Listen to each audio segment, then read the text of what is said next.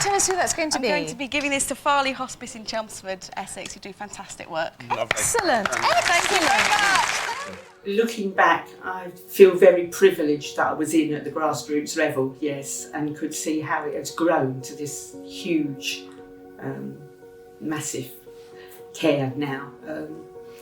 Yes, it was just a privilege, but it was very much, you felt a family. There were so few of us to begin with, and all using each other's strengths, and it was just fantastic to be involved right at the beginning. Glenda, who had the idea of a hospice, and they formed the committee to have a hospice in Chelmsford. And I've been connected with Farleigh right from the beginning because my husband, Alan Sayles, was one of the founders with Glenda Lance and Alan Woods. And at that stage, of course, Farleigh was not a functioning item at all. My job was to actually proclaim the message of Farleigh, if you like, the message of hospice care. When I came to Farleigh, that feeling was, it became a family. I think that the family is possibly a theme that runs right the way through this organisation. It's what everybody considers themselves. I had always understood that hospice is a style of care, not a place. And I'm afraid many people think in terms of hospice as a place and still associate it with a place people go to die. Hospice was not a place you go to die, it's a place you go to live. They did a huge amount of groundwork in promoting the hospice and what it meant. When they learned more about what hospice could do, they came on our side. It's so easy to think of hospice as just a building, as Lady Platt said. Before you're allowed in, I just wanted a moment to say that hospice is already consisting of quite a lot in mid-Essex. Fundraising departments have increased the knowledge for the public about hospice, and you're all much more aware of what good things the hospice can do.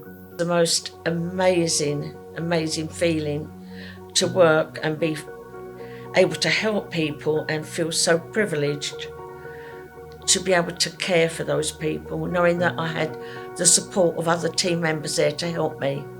And there were lots of people who were volunteers who had nursed years ago, but hadn't nursed for a while. And we did actually do a lovely 3-week training to get them into palliative care nursing. And a lot of them were natural nurses anyway, natural palliative care nurses, but with that extra training, they were super duper. And one of the things which we did, which was as important as the medical stuff really, it was to actually give people new experiences in life, new things that they could do.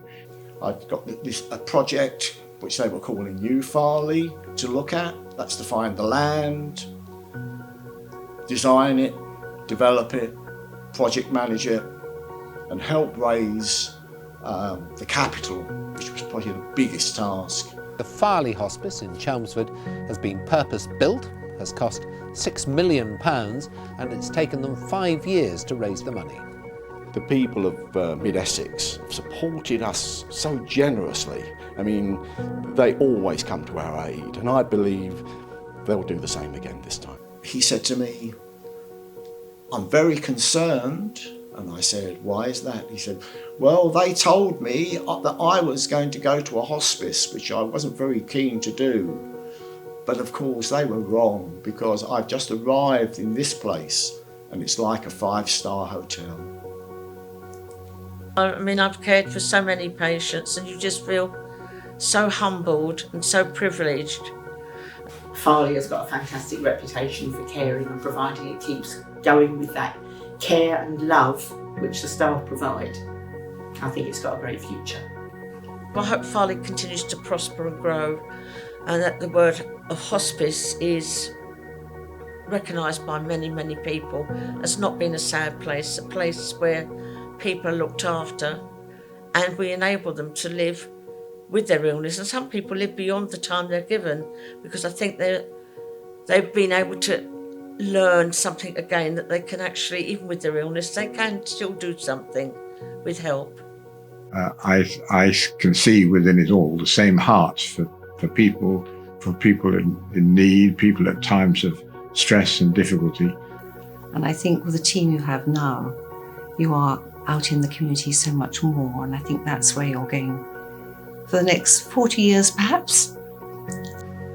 Keep up the very good work, and to thank the staff particularly for making it all possible. Well, come in, you're all very welcome, and enjoy the afternoon with us, and I hope you'll be pleased